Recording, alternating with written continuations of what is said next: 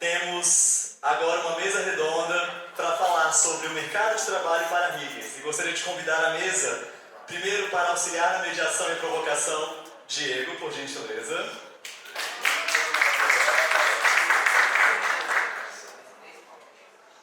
E também agora para colaborar com a contribuição, os convidados, convidada, Tum Aguiar e Matheus Bonassa.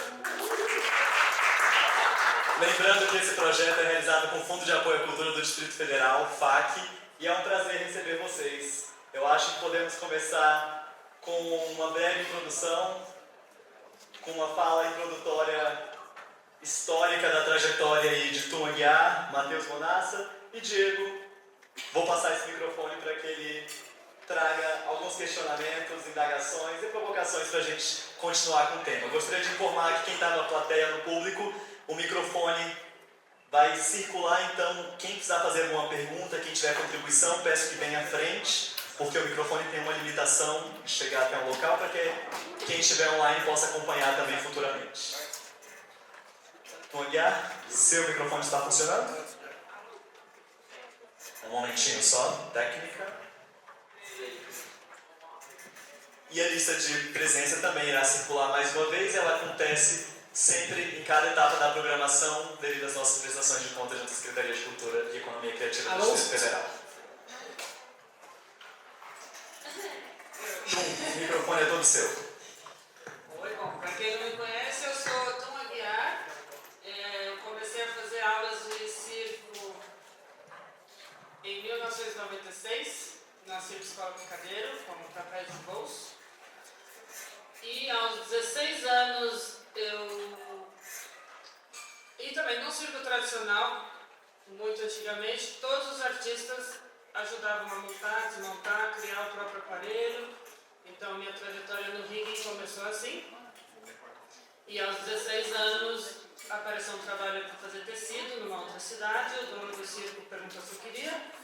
Eu falei sim. Aí o tecido estava montado na cúpula, 14 metros de altura. Ele falou, vai lá, desmonta e monta. Eu subi pela lona por fora, entrei sem arnés, gente. Desmontando, eu aprendi a dar o meu primeiro nó. E daí nunca mais parei. Sempre montei os meus próprios aparelhos. E tive uma sorte, ou um azar, não sei aí, que a próxima geração de artistas circenses em São Paulo não faziam montagens.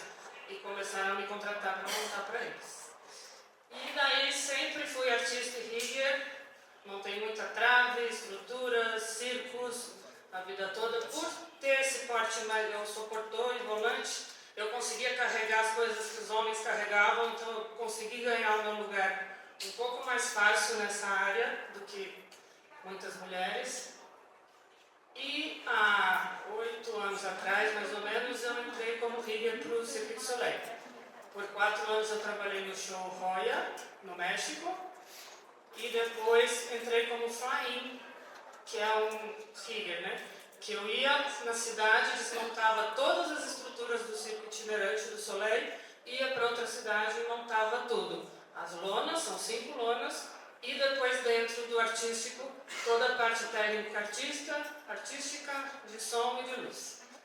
E agora estou aqui.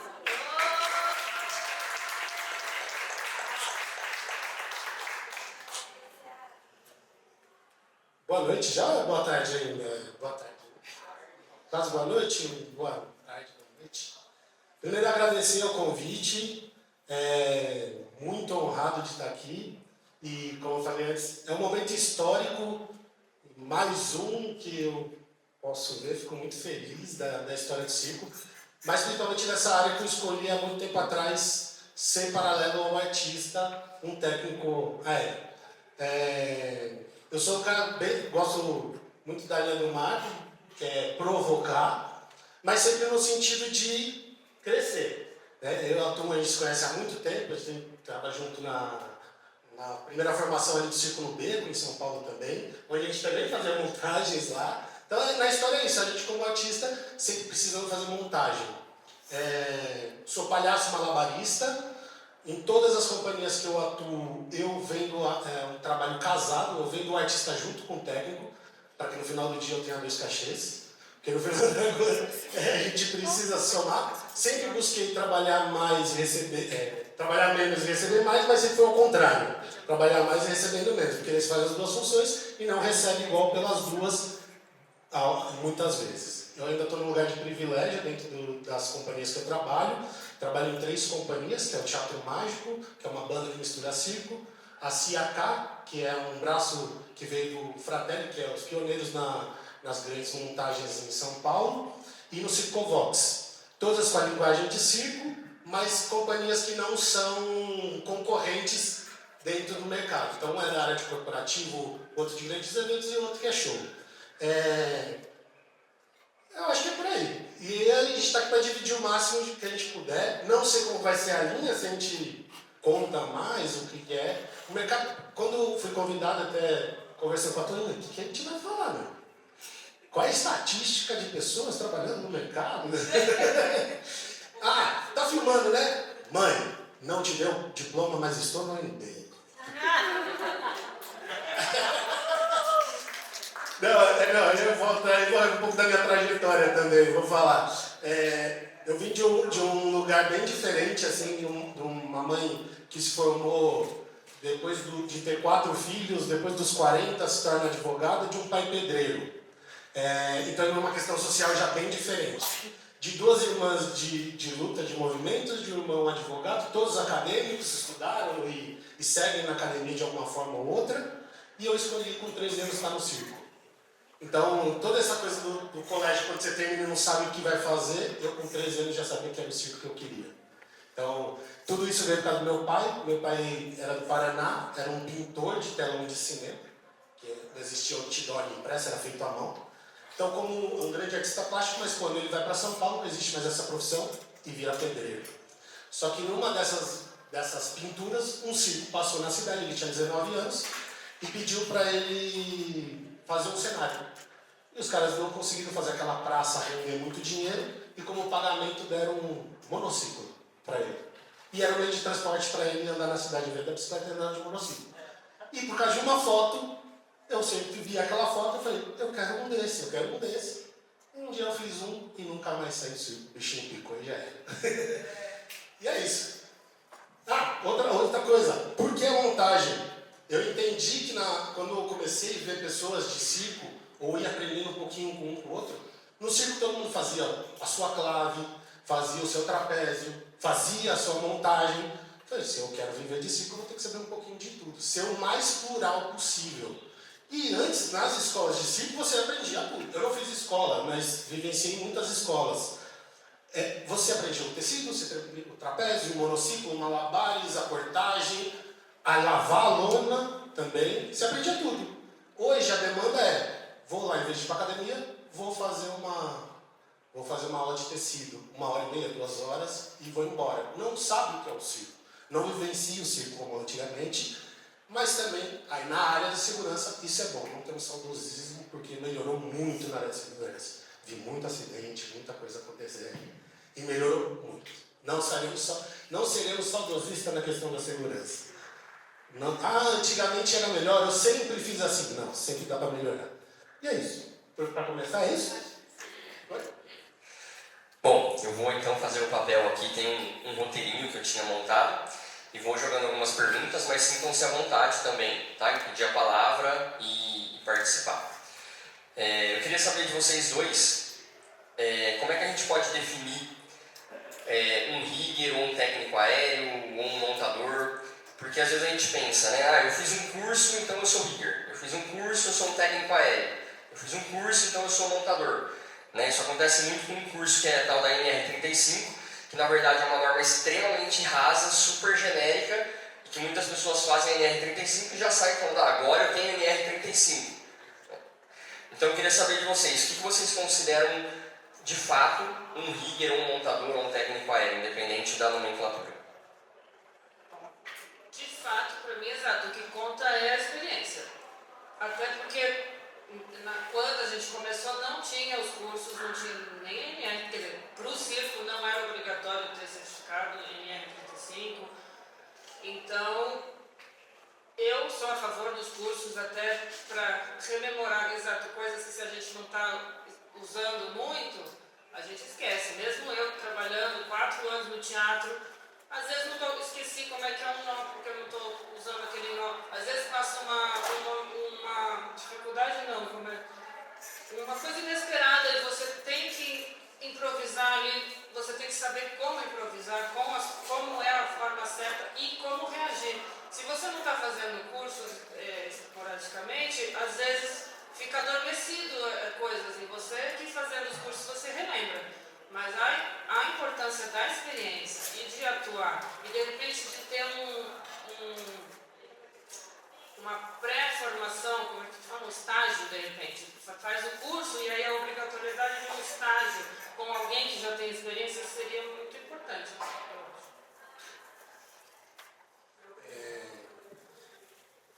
A importância da capacitação e da formação é a base de tudo isso. Vou começar na terminologia. Eu sou um crítico, não é um crítico no sentido errado de usar, não é isso. Ao termo rigor, por exemplo. Muita gente me identifica como rigor e, tá bom, só que para mim é um termo muito abrangente. E eu vi também pelo estrangeirismo isso acontecer já na minha outra parte do ciclo, que é o palhaço. Quando eu comecei, tinha uma gourmetização de você usar o termo clown. Você é clown, você é palhaço. Eu sempre fui palhaço. Porque eu aprendi que se eu fosse na Espanha seria pachaço, se eu fosse numa língua inglesa seria clown. Então, mas eu não vejo como problema. Quando eu estou em outros lugares, ou a pessoa entende o que é o trabalho de um rigger, sim, eu sou um rigger. E aí entra o problema, porque muita gente faz o curso e acha que é rigger. Nunca fez uma montagem ou não tem tanta experiência para isso. Então eu sempre faço uma analogia ao sommelier, o especialista em bebidas alcoólicas. Para ser sommelier, ele tem que estar em atividade num restaurante, num bar, alguma coisa. Senão ele é um especialista em vinho ou um especialista em estilos. Para ser sommelier, você tem que estar trabalhando. Para ser rigger, você tem que estar trabalhando. Então, só o curso não faz dele rigger. A capacitação e a experiência eu acho que é o mais importante. Acho importante ressaltar que no nosso caso, essa expressão rigger começou até nos shows, né? Rigger de palco, de luz, de som. Eu trabalhei por mais de 10 anos sem saber que eu era rigger. Eu estava lá pendurada, montando tudo, mas não sabia que eu era rigger. Eu até falava técnica de montagem de estruturas aéreas. Eu criei isso para poder pôr no currículo. Mas o técnico de palco ou de estruturas, né, na Petrobras, ele não está lidando com vidas, ele está lidando com objetos que se caírem, quebra, é caro, mas não é uma vida. A gente lida com vidas, a nossa e a das pessoas que vão estar se apresentando. Só complementando isso, também tem isso, uma questão do tempo, né? Até o Diego começou o texto dele e falou assim, talvez não seja o melhor termo, ou seja, acontecer isso aqui, eu acho que esse é o lugar para a gente fazer essa discussão, mas não como um problema. Pode chamar de qualquer nome, desde que a gente esteja seguro, cara, é o mais importante na minha questão. O Marcos, no livro dele, fala muito isso, né? Não é a questão se você chama de egípcia ou 3 apoios, mas a importância também de você padronizar uma terminologia para que a linguagem... E hoje o rigger é um termo que é um pouco mais internacionalizado ou mais difundido, então talvez seja um termo bom mesmo. Mas desde que a gente saiba qual é a função de um rigger também. Né? Então talvez... Desculpa. Aí eu acho que é aí que eu ia falar uma coisa, talvez, porque o rigger, né, ele está ali trabalhando lá em campo, mas a função do rigger, eu acho que é o que mais determina ele. Qual a função de um rigger? Planejar. Alô, estamos falando então. Porque, para mim, a função rigger, né, tipo, quando eu aprendi, tipo, ali, até no ramo dos shows, dos eventos gigantes, né, foi a primeira vez que eu entrei em contato com o termo rigger, né. Eles disseram, não, tem os assistentes de montagem e tem os riggers. Aí eu, qual a diferença deles? E ali, foi uma aula que tive, que foi, o rigger é aquele que planeja, ele faz todo o planejamento do que vai ser montado, ele faz a avaliação de risco durante o espaço de trabalho, aí a avaliação e também o planejamento de como eliminar esse risco ou, né, tipo, chegar o mais perto disso possível e executar e controlar uma equipe. Então o rigger não é aquele que trabalha sozinho também, para mim. Então assim, Na verdade, deveria ser proibido trabalhar sozinho. exato. E aí tem esse lugar. Depois criaram outros lugares dentro do próprio rigger, né? Que é, tipo, quem é o rigger coordenador, quem é o rigger chefe, quem é o líder rigger, né? Quem são só os riggers ativos, né? E aí eu acho que por aí, eu acho que já dá para o pessoal falar mais. No Solé tem uma divisão. Mas sobre as funções, né? Sim, o rigger é o que pode trabalhar acima de 6 pés, que eles falam, quantos metros? 2 metros. O rigger é o único autorizado a trabalhar acima de 2 metros como equipamento de segurança. Então os outros que estão no chão não precisam ser riggers, mas às vezes precisam entender o que o rigger está fazendo lá em cima para poder ajudar. Aí agora começou um termo novo, que é o rigger acrobático, que aí é o rigger que atua durante o show. Que tá lá também, olhando se colocou o arnés direito, se o artista vai sair voando por motor, tem que falar pro cara da automação que tá pronto, ou não, corta, fecha, agora não.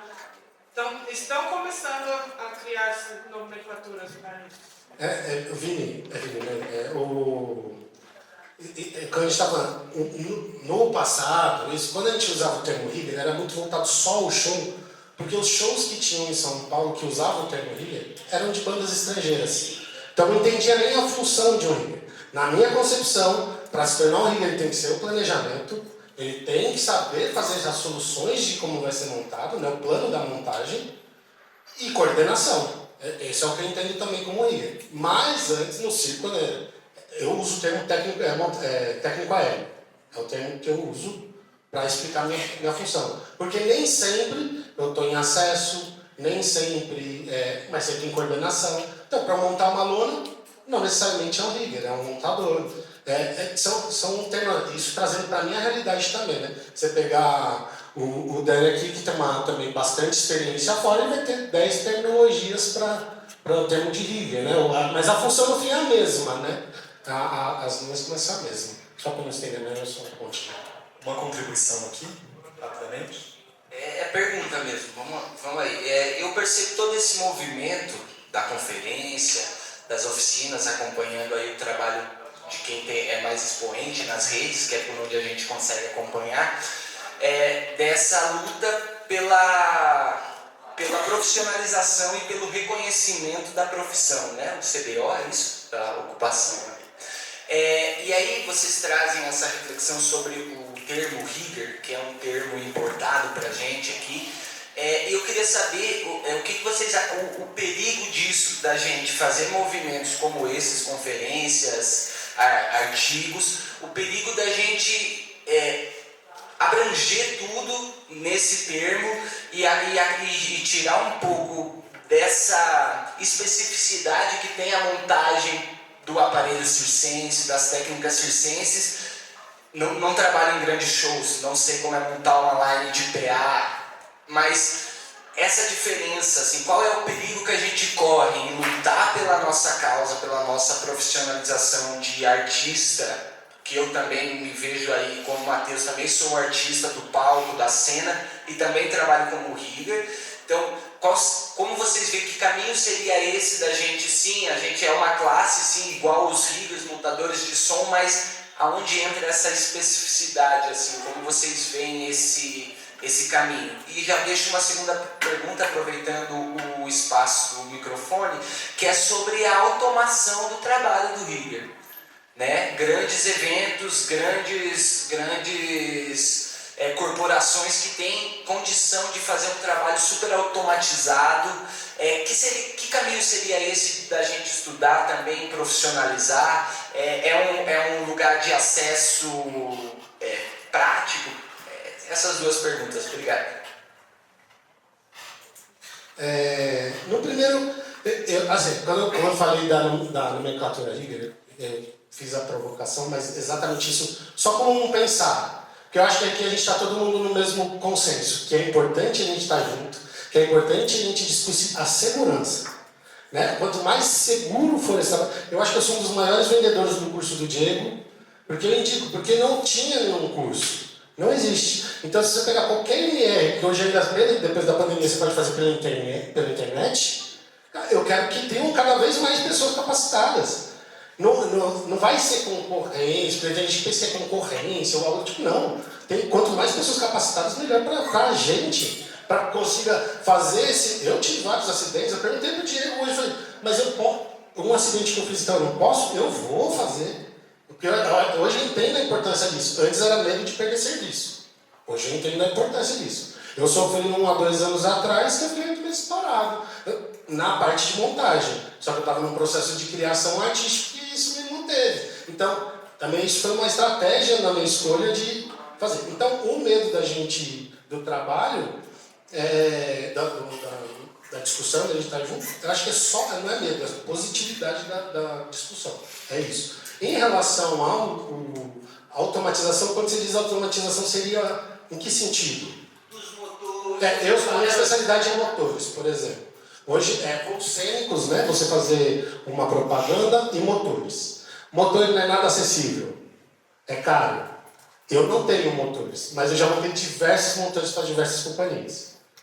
A CAK hoje tem, se eu não me engano, 8 motores, o Teatro Mágico tem 2 e o Vox tem 1. São os que eu cuido hoje, então estamos falando de 10 motores. Não é? A gente está falando de muito dinheiro investido e coisa. Só que eu vi esse buraco, porque quando, na Central do Circo, em 2000... Alguém conheceu a Central do Circo? Foi o maior centro de treinamento da América Latina para circo. Era a junção de várias companhias em São Paulo. Ela começou em 2001, foi até 2004.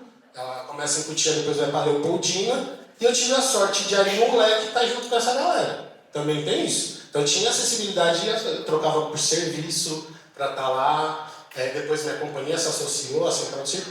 E eu via que ninguém sabia mexer com motores. Tinha um Borô que mexia para os fratelli. Eu falei, então um lugarzinho. E aí fui aprendendo. Por ter a experiência também, que eu falei que meu pai é pedreiro, cresci em obra.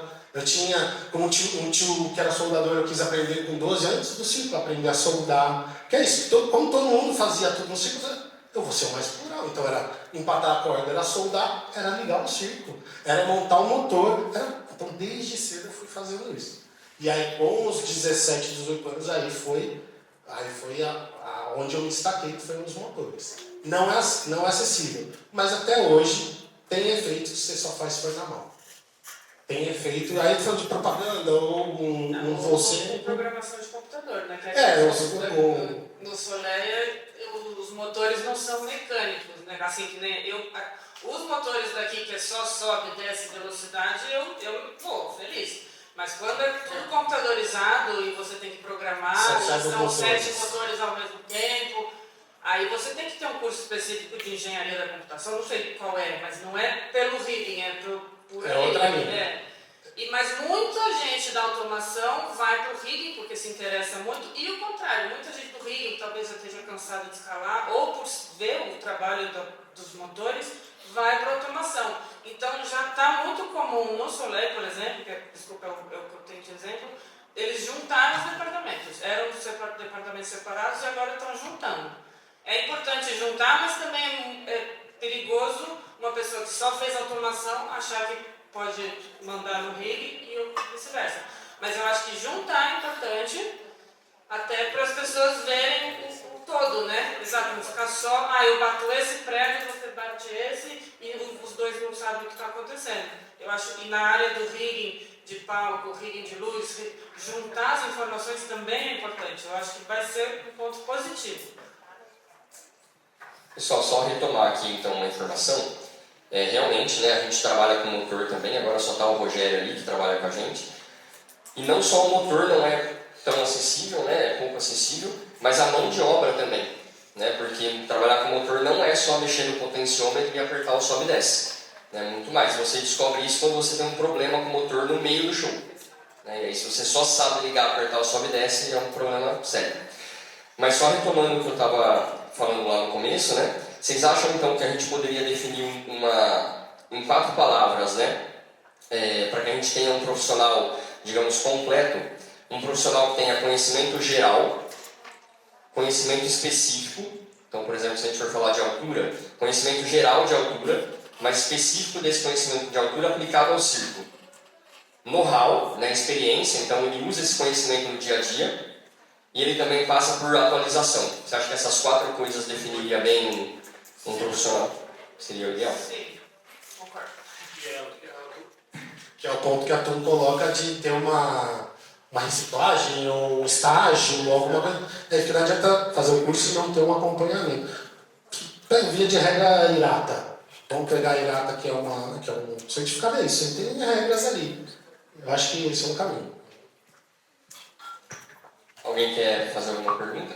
Diego, eu queria fazer uma contribuição. Estou com o Vini. Vini é meu professor de inspiração aqui em Brasília, cuida.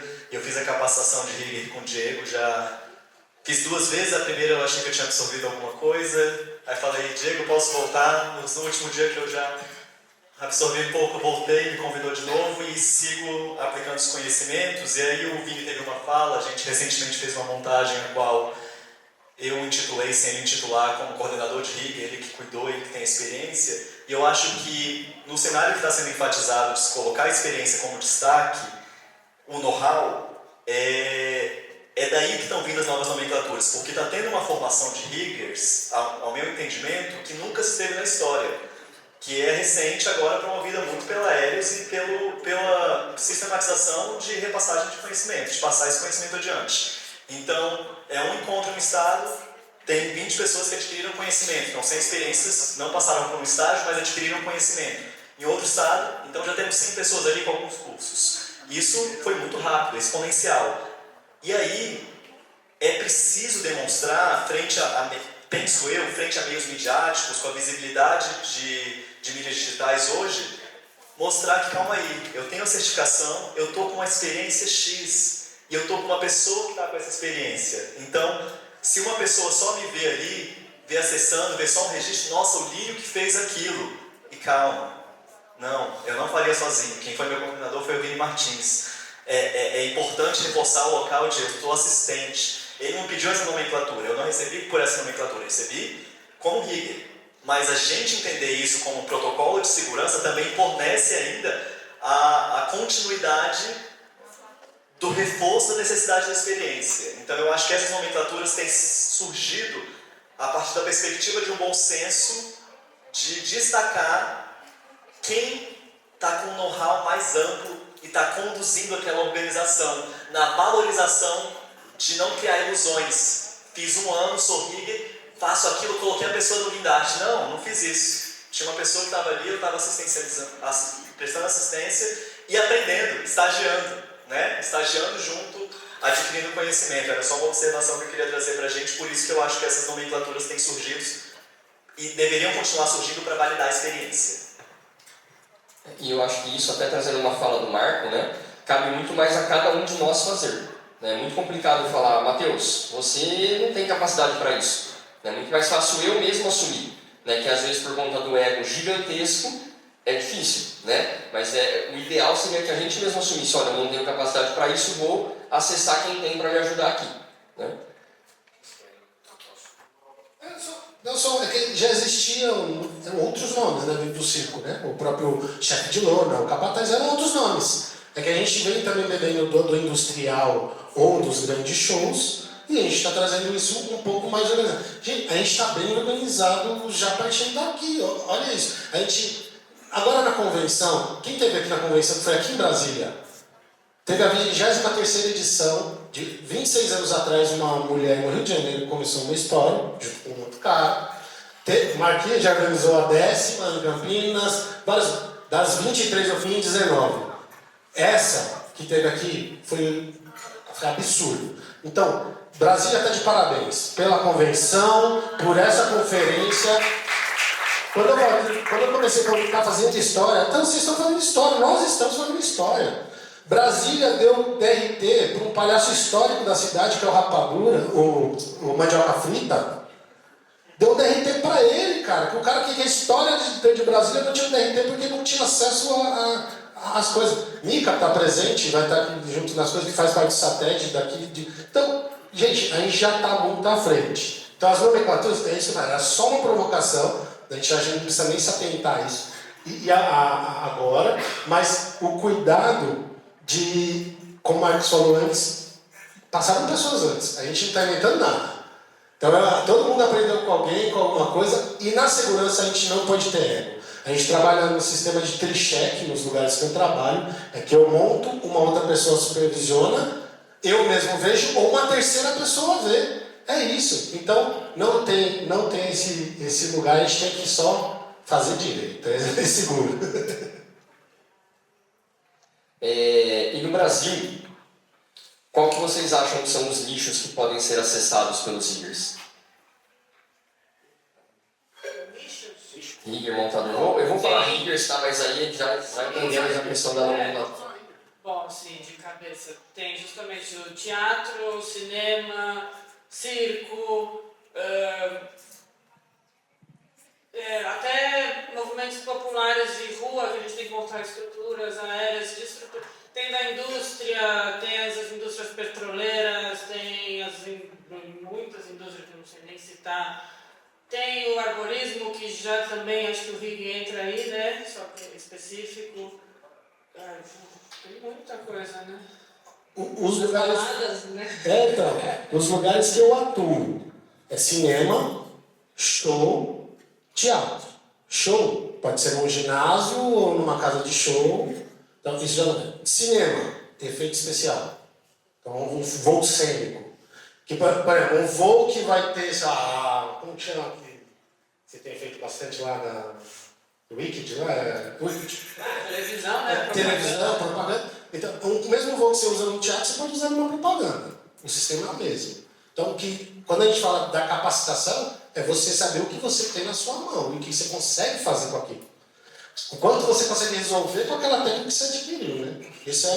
Então, nessas áreas, o que eu mais vejo voltado ao circo é cinema, show, teatro. Essas três primeiras. Assim. O circo que é a mãe. Eu sei. É isso? É isso.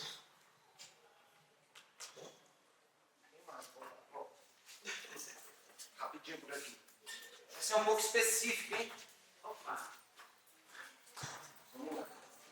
Bem, mais direcionada para Tito, como você enxerga a questão de ser uma mulher trabalhando, né, dentro de um ambiente que por muitas vezes é machista? Queria que você falasse um pouco mais da sua experiência, dessas barreiras que você encontra e como que você acha que é o reconhecimento trabalhando no Brasil e trabalhando mais fora, e trabalhando fora. E para os meninos, estendo assim, quais são as práticas que formando e trabalhando a gente tem para incentivar que mais mulheres estejam nesse nicho? O que a gente tem de pensamento assim a contribuir? Isso é até um assunto que vai ser abordado no dia 28, né? Comigo e com a Bela. Mas sim, eu estou quase 30 anos, né? Completando 30 anos de rigger. Eu tive essa facilidade, porque no circo tradicional, antigamente não tinha essa diferença. Se você era capaz de bater marreta, você batia, sendo homem ou mulher. Se você conseguia levantar o mastro, você levantava. Então, mas também não tinha nada sobre segurança do trabalho, vai de qualquer jeito, exato.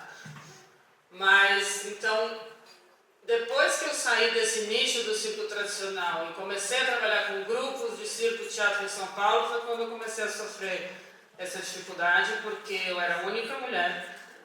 Eu dava minhas ideias, todo mundo fingia que não tinha falado nada, ou até pelo tom da voz.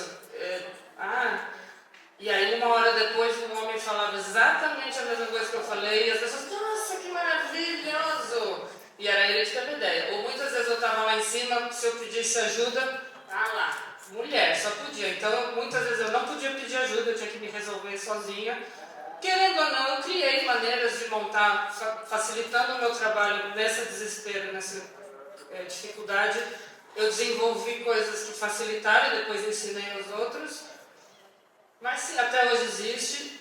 Em grandes companhias estrangeiras já é muito mais normal ter mulheres e homens, os homens ouvem o que as mulheres têm para falar, mas ainda hoje muito homem fica olhando para a mulher torcendo para ela errar, só para apontar o dedo e dizer, tá vendo a mulher? E até hoje eu encontro mulheres gringas, estrangeiras, falando, nossa, é a primeira vez que eu estou trabalhando com outra mulher. Até hoje. Mas eu vejo um crescimento muito grande de riggers, montadoras mulheres, estou muito feliz. Inclusive, eu tenho um exemplo de quase 30 anos trabalhando com rigging.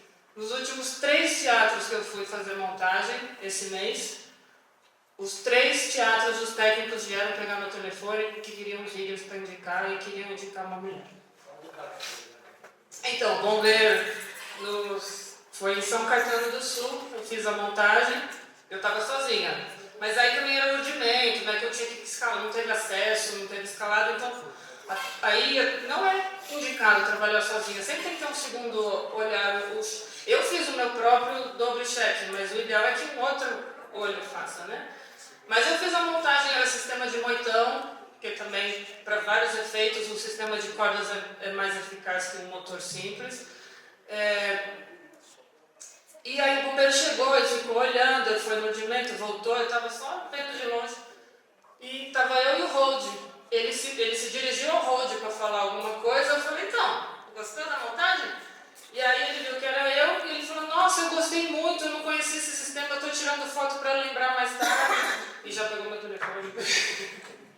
A primeira foi falar com o Hold, né? Mas ele foi direto no homem para falar primeiro. Da nossa parte, não sei se vocês conhecem a Natália Dias, das Gêmeas Dias. Ela está com um projeto agora que chama...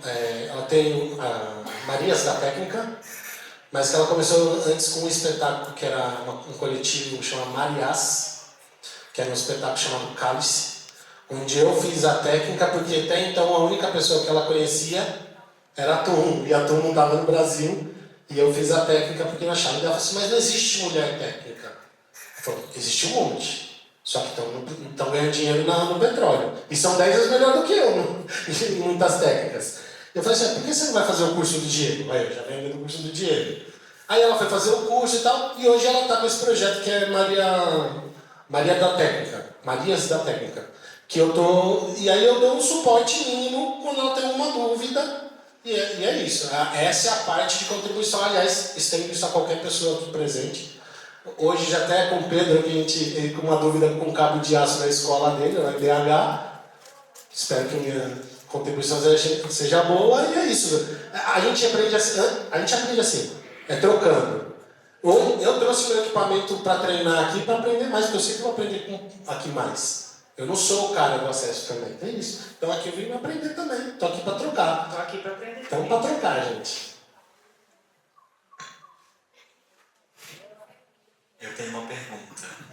Vou de novo. Eu estou trabalhando no ramo, estou iniciando, então estou colhendo aqui de aproveitar de estar como coprodutor e me nutrir aqui de beber um pouco da experiência de vocês. Quanto à precificação, contratação, sustentabilidade financeira da vida útil de um rigger, como que o que temos hoje, o que almejamos, para onde vamos?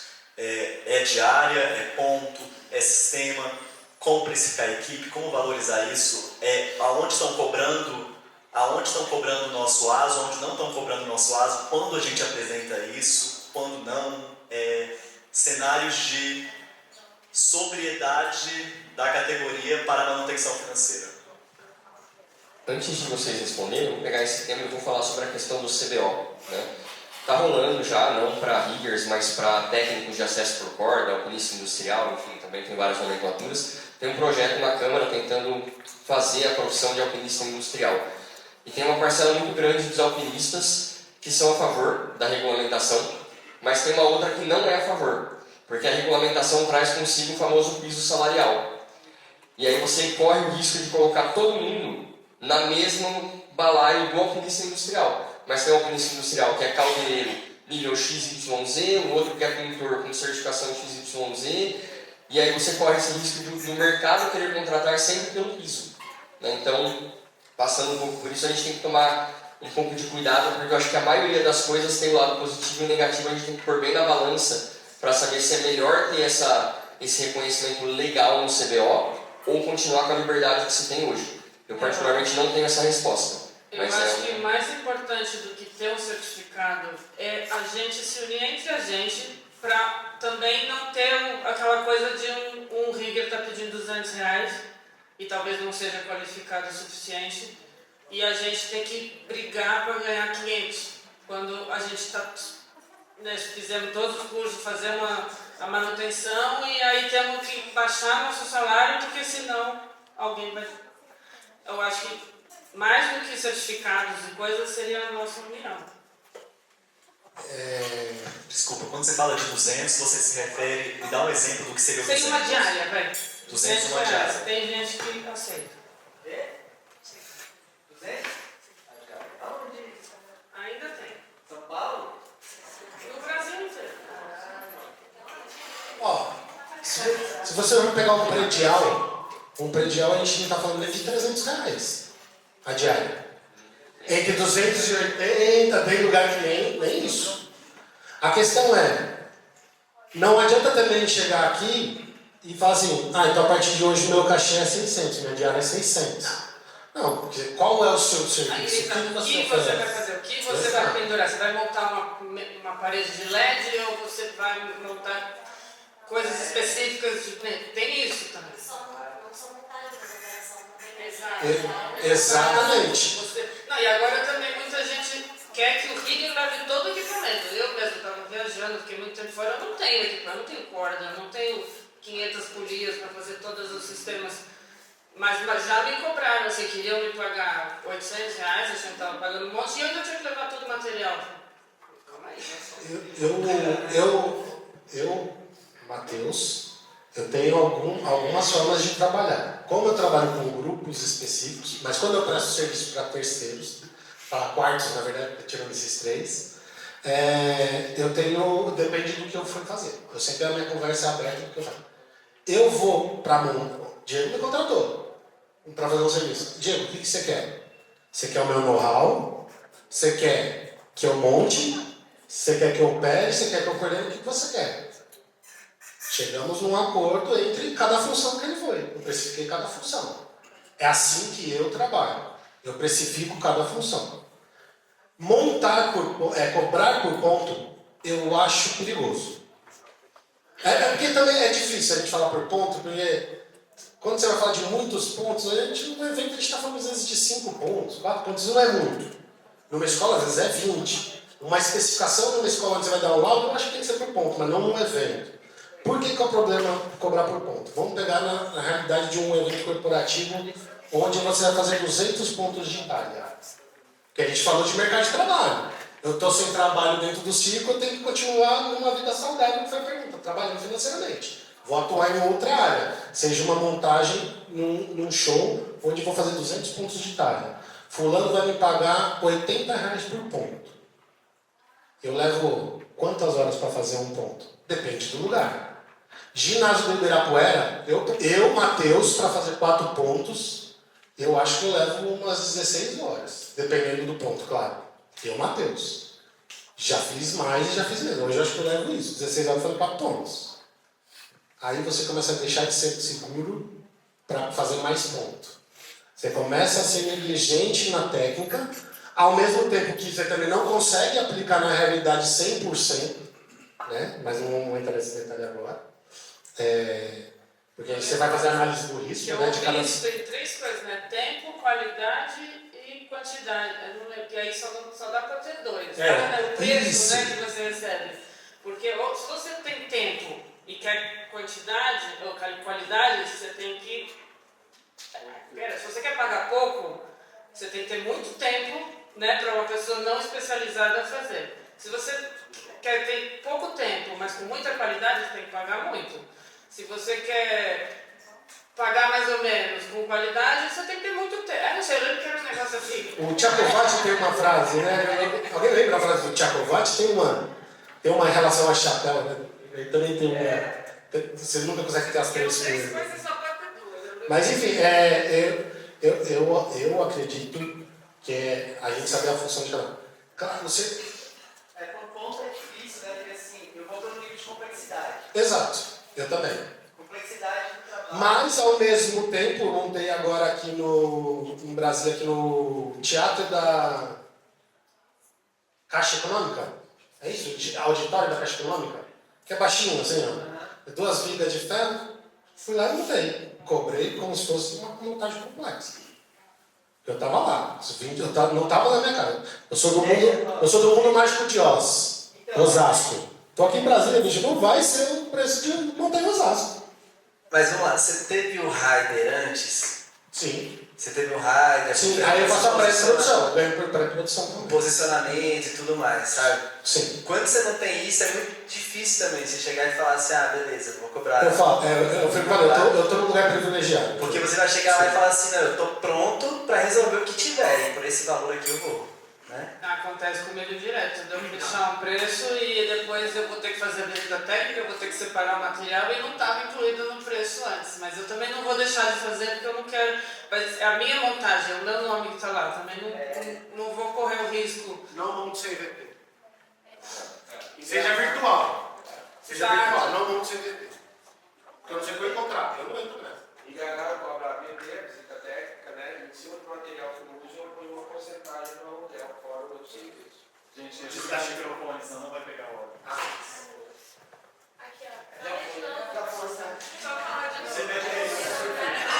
ó. Oi. Aqui em Belo Horizonte eu cobro a visita técnica, né? E aí eu cobro por demanda, dependendo da demanda. Às vezes é um ponto só que o ponto tem uma complexidade assim, muito grande.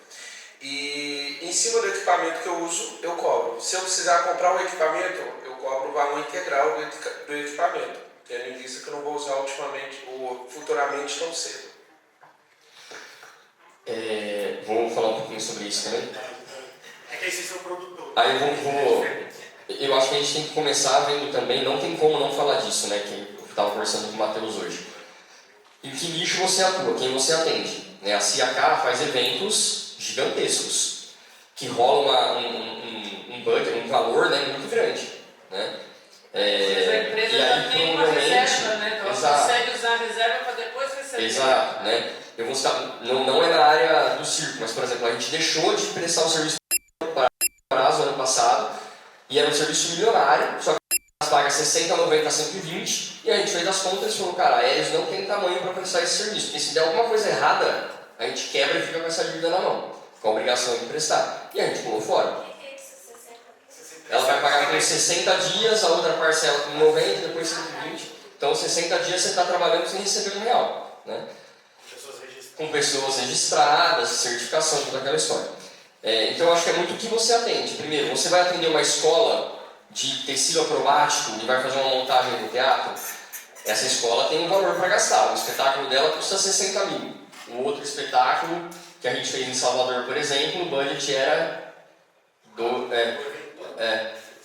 3 milhões, né? 3 milhões, né? Então tinha LED para todo lugar e tal.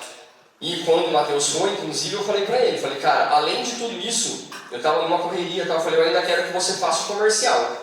Então, a hora que o artista chegar, você vai conversar com ele e tal, não sei o quê, né? Então, acho que é bem isso, é precificar por função, é ver aonde você está trabalhando, porque não adianta você chegar numa escola e cobrar um valor extremamente caro, você não vai trabalhar. Então, tem que nicho você atende.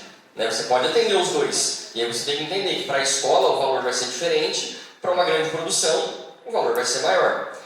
E eu acho que a gente cai também naquela questão que você estava falando da nomenclatura, principalmente de identificar, né, as funções. Então, entre você e o Vini que vocês falaram. Não dá para ter a mesma diária, né, de serviço, se a gente for trabalhar com diária, da pessoa que vai lá e cumpre ordens. E da pessoa que lá atrás foi lá e avaliou a estrutura e fez um filtro, né, que eu chamo muito de alinhar expectativa e realidade, porque normalmente o seu cliente vai falar, eu quero que o cara saia voando aqui, ó, dá 3 piruetas, volta e não sei o quê. E aí você tem que falar, olha, o que é possível aqui nesse espaço, nessa estrutura, com o que eu posso te oferecer, é isso. Ele vai fazer assim, assim, assim. Serve para você? Serve. Então tá bom, você está filtrando, você vai planejar. E aí você vai ter a pessoa que vai montar. E por vezes você vai ter a pessoa que só vai operar. Que é a pessoa que vai estar ali do lado te ajudando, você vai falar, puxa, ela puxa, solta, ela solta. Não dá para pagar a mesma coisa para quem puxa e solta, para quem monta, para quem opera, para quem monta, opera, planeja, puxa e solta. Então acho que também é uma coisa que a gente precisa levar em consideração. E as empresas, exato. Isso entra com alguém que também perguntou da longevidade, né? Quanto tempo tem um rigger de ação no mercado? Aí tem isso, você no começo talvez você seja um rigger mais de execução, você vai ser o que vai subir, descer, vai fazer mais força, vai carregar o material pesado no chão, aí depois você vai já começar a ser, geralmente o que sobe não desce mais, fica lá, né? Enfim, tem mais experiência, vai saber exatamente resolver algum imprevisto que aconteça lá em cima. Aí depois tem, exato, a parte do planejamento, de repente você já não está aguentando mais escalar tanto, mas você pode planejar todo isso tudo. Eu preciso de uma estrutura que vai aguentar tanto peso, que eu quero que aconteça isso. Você entra para a parte do planejamento, você pode virar chefe de departamento, que é uma parte toda burocrática, e se infelizmente acontecer acidente, você que tem que fazer o reporte. Então, a área de rigger, o leque é super extenso e eu acho que a longevidade é até a sua cabeça e o seu corpo quiser. E puder. E eu acho que o que o Matheus falou, né, de também cada CNPJ tem o seu funcionamento e a sua necessidade financeira. Né? Você pode ter um custo X, um custo Y. Então, por exemplo, vou falar, né, da onde eu trabalho, que é a realidade que eu conheço. Os equipamentos na Aeros, eles passam por inspeção a cada 12 meses e alguns a cada 6 meses. Meu, isso é um custo. Né? São muitas polias, mosquetão, né, giro. Então você tem que parar, tem que fazer isso. Porque tem lugares que cobram essa inspeção. Né? Eu quero a ficha da última inspeção do equipamento. Tem aparelhos que tem que ser tem certificado de 5 anos. Eles têm que passar por uma recertificação por gente especializada nisso. E isso cai muito no que ele falou, né, lá de Minas. A gente pega esse custo e dilui. Né? Então, o equipamento, a gente também cobra um percentual. Quanto custa uma corda? 100 metros de corda, custa X. Quanto dura uma corda na nossa operação normal? Dura tantos anos. Pega isso, divide. Então, você vai usar a minha corda 3 dias. 3 dias, você vai pagar, sei lá, R$1,20 por dia. Tá lá, R$1,20 por dia. Esse valor a gente pega e põe numa poupancinha lá, corda. O outro numa poupancinha, ferragem. O outro numa poupancinha, cinto de voo. O outro, porque quando precisar trocar, eu não fico falando, cara, eu vou arrancar da onde? Não, vai arrancar da poupancinha que eu estou fazendo há sei lá quanto tempo. Então, acho que esse planejamento é importante. Eu faço a mesma coisa isso com meus equipamentos pessoais. Eu sou CNPJ, mas eu não vendo o evento. Eu presto serviço. Então, dinheiro me contrata, o outro me contrata. Eu sou um autônomo com todos aqui. Então, eu também faço essa mesma coisa, interação saudável com meus equipamentos pessoais. Só uma dica.